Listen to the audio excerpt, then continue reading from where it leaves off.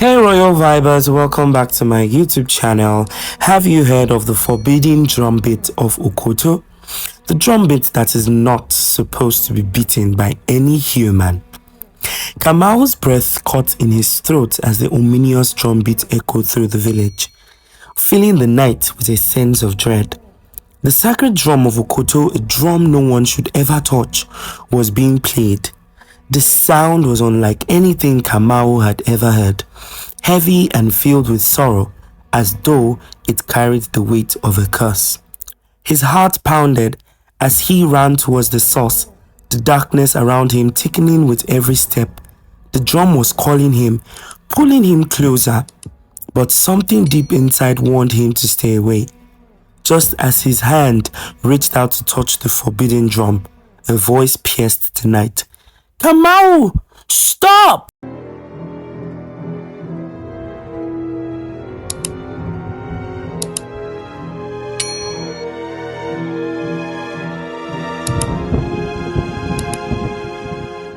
The words jolted him back to reality, and suddenly he found himself standing at the edge of the African jungle. In the heart of the African jungle, hidden deep within the thick trees and winding paths, there was a village called Okoto. Okoto was a place where everyone knew each other, where traditions were passed down from generation to generation. The people of Okoto believed in their gods and followed the customs that had been set by their ancestors. Kamau was a young man in Okoto. He was a tall man with strong arms from working in the fields, and his skin was a rich brown that shone in the sunlight. His eyes were full of curiosity, always searching for something more than what the village offered. Kamau had fallen in love with Abeni, the chief's daughter. Abeni was beautiful with dark, smooth skin, and she had a smile that could light up the darkest night. She wore a necklace of colorful beads that jingled softly when she walked, and her laughter was like the sweet music of a flute. But there was something strange about the village of Okoto. There was a drum, a sacred drum, that no one was allowed to touch or even speak of. It was kept in a special hut, hidden away from everyone except the priest, who was the only one allowed to play it. The villagers believed that the drum held great power, and if it was played by the wrong person, terrible things would happen. One night, as Kamau lay in his bed, he heard something that made his heart stop.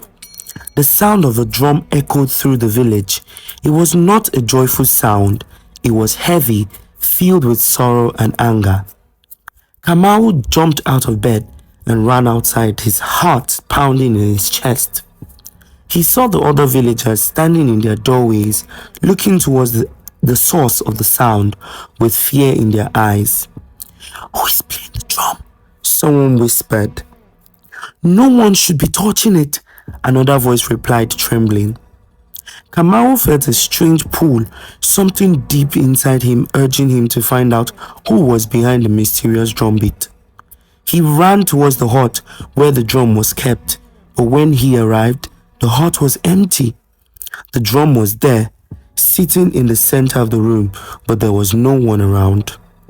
As Kamau stared at the drum, he felt a chill run down his spine. There was something wrong, something terribly wrong. The drum seemed to be calling to him, urging him to touch it, to play it. But Kamau knew the stories, the warnings from the elders. The drum was not to be played by anyone except the priest. But the temptation was too strong. Kamau reached out, his hands shaking, and just as he was about to touch the drum, he heard a voice. "Kamau, stop!" It was Abeni. She stood at the entrance of the hut, her eyes wide with fear. "You must not touch the drum," she said, her voice barely a whisper. "It is forbidden."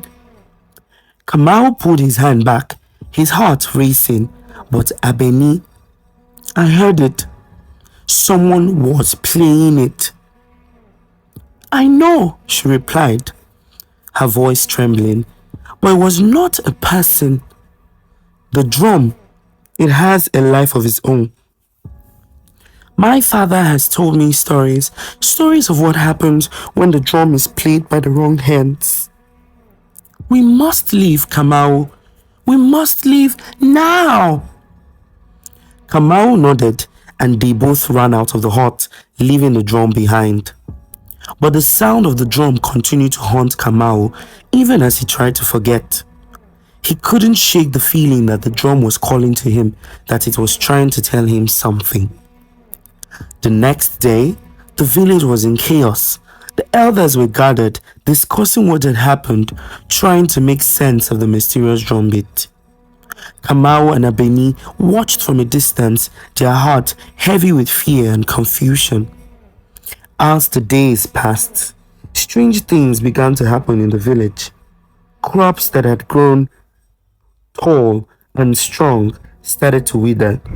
The river, which had always been full of clear fresh water, turned murky and foul. The animals in the forest grew restless, their cries echoing through the night. The villagers were scared and they began to whisper that the gods were angry, that someone had broken the sacred rules. Kamau couldn't shake the feeling that he was somehow connected to the strange events. He began to have strange dreams of the drum, of a shadowy figure playing it in the dark. He knew he had to do something, but he didn't know what.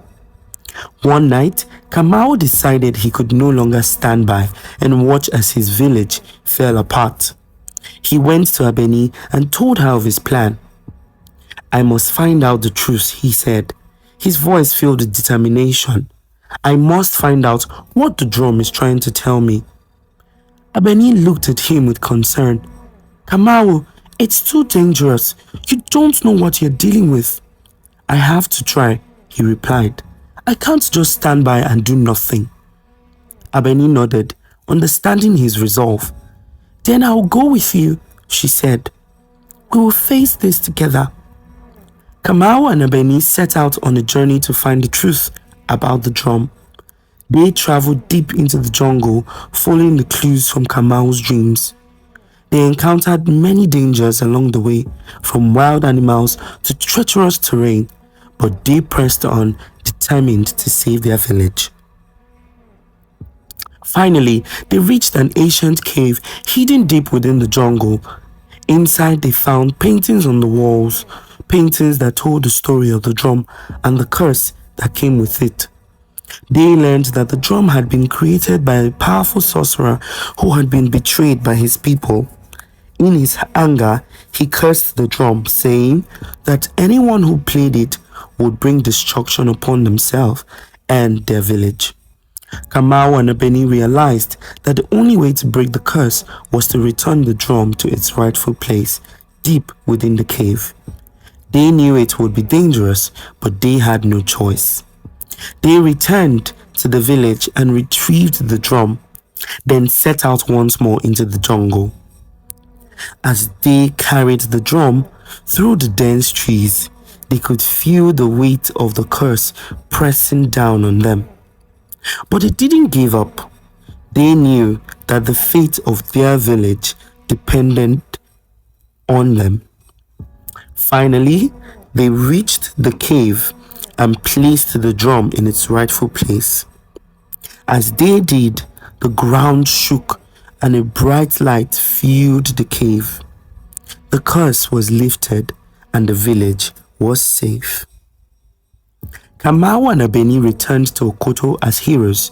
The village was restored to its former glory and the people rejoiced. But Kamau and Abeni knew that they would never forget the lessons they had learned on their journey. They knew that love, courage, and wisdom were the most powerful forces of all. Thank you once again for staying tuned till the end.